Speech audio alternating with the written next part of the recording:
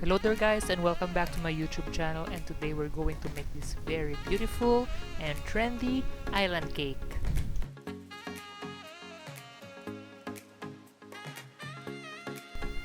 This is a building up recipe, so make sure to make the following recipes ahead of time.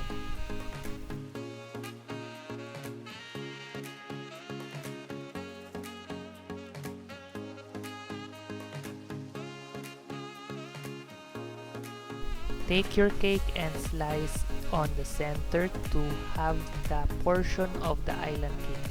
Here I am slicing in somehow a zigzag slice and taking out the portion of that sliced center, and make sure to set aside that excess cake because we're going to use it later on.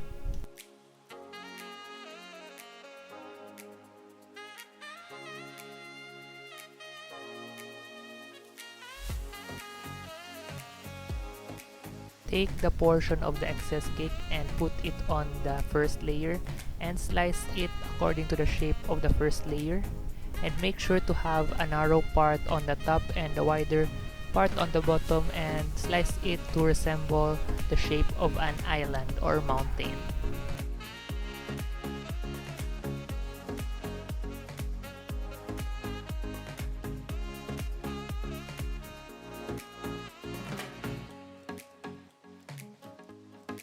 We are going to make a simple support system using a cardboard and some straw, and we were going to glue it using our ganache. Cover the cake with some ganache and chill it in the refrigerator for another 15 minutes for it to set.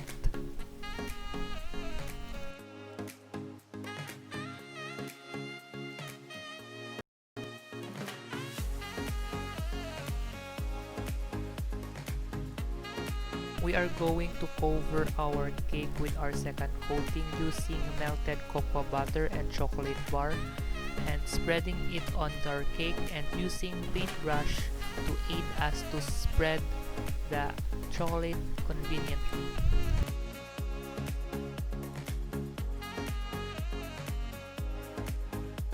Refrigerate the cake after putting the second coating of the chocolate around 15 to 10 minutes.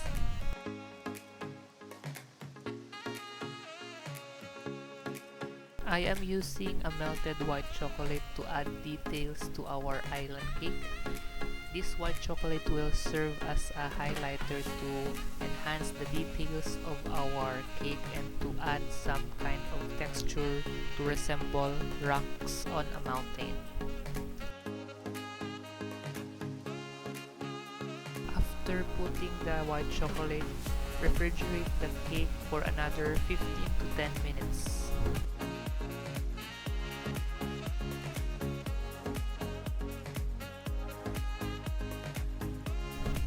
Taking your acetate roll, put some oil on it and attach the acetate roll on the side of the cake and hold it all together using a small scotch tape. The role of the oil in the acetate is to prevent the gelatin from sticking into the acetate sheet. We're going to pipe excess chocolate ganache on the sides of the acetate roll. This will serve as a seal to prevent the gelatin from leaking out when we put it in our cake. Peel the cake for another 5 to 10 minutes. This is our garnish that I have made ahead of time. This was made by the silicone molds that I have bought online, and I used some chocolate and cocoa butter to form these beautiful shells that we will use later on.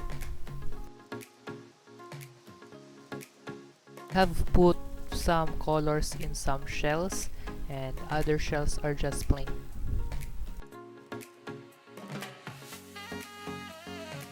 So I have used excess cake and mashed it with my hands to serve it as a sand.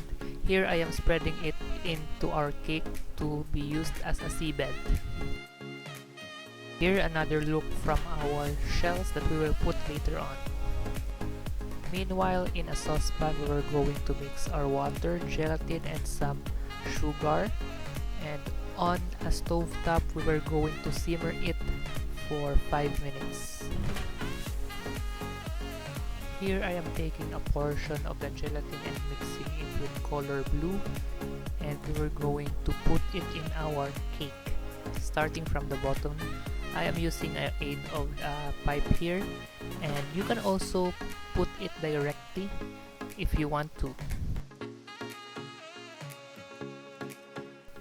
When you are pouring the gelatin, make sure that you are doing it by batches.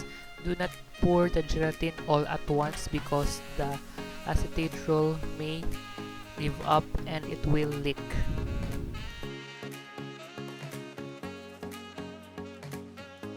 You can arrange the shell on the seabed by this time and cover it all the way up with some gelatin and refrigerate the cake for 20 to 30 minutes.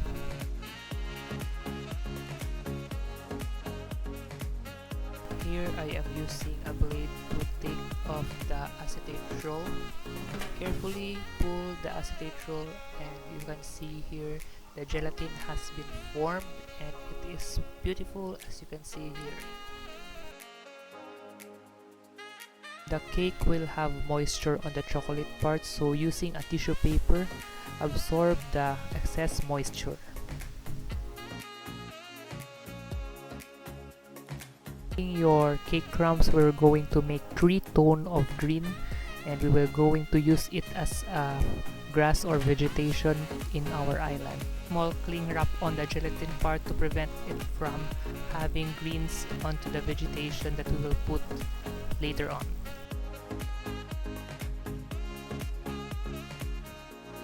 Put the green crumbs on the island cake and evenly distribute it to have different tone of green.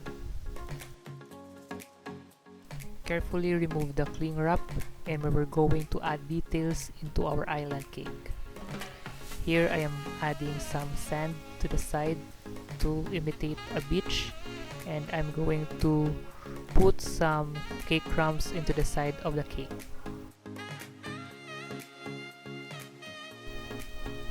To imitate the waves, I am using excess boiled icing here. You can also use white food coloring with the aid of the paintbrush to fully distribute the color.